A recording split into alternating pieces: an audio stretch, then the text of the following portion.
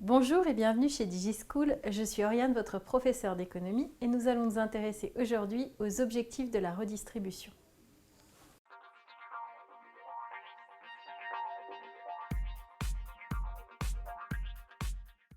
La redistribution a plusieurs objectifs et ces objectifs sont tout à fait cohérents avec les différentes théories de la redistribution que nous avons déjà étudiées.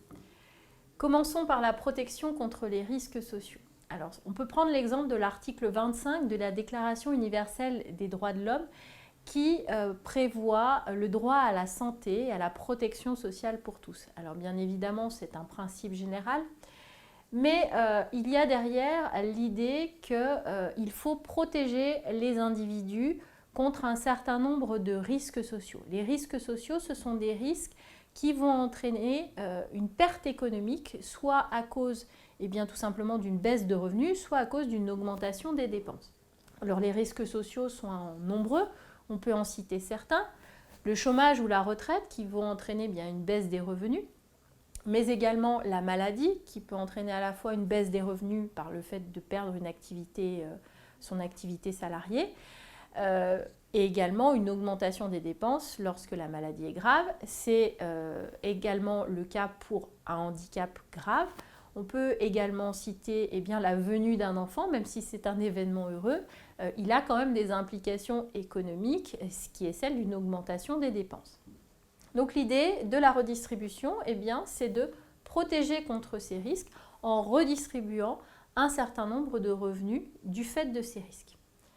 Autre objectif de la redistribution, la lutte contre les inégalités. Alors il faut savoir que les inégalités continuent d'augmenter. Elles augmentent particulièrement depuis le début du XXIe siècle. Avec les crises économiques, on assiste à une augmentation notamment de la pauvreté. Donc l'idée de la redistribution, c'est de lutter également contre ces inégalités et contre cette pauvreté. Troisième objectif, la régulation économique qui correspond un petit peu plus à la conception de Keynes.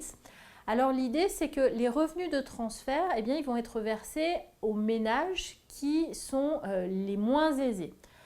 Et l'idée, c'est que ces ménages les moins aisés, ils ont ce qu'on appelle la propension à consommer la plus élevée. C'est-à-dire que les ménages les moins élevés, l'argent dont ils disposent, ils ne peuvent pas l'épargner parce qu'ils n'en ont pas beaucoup, donc ils le consomment.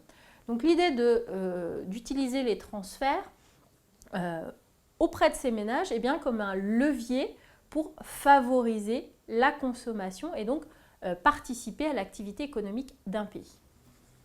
J'espère que cette vidéo vous aura été utile. Je vous invite à vous abonner à notre chaîne et n'hésitez pas à laisser un commentaire si vous avez une question. Je vous dis à bientôt sur DigiSchool.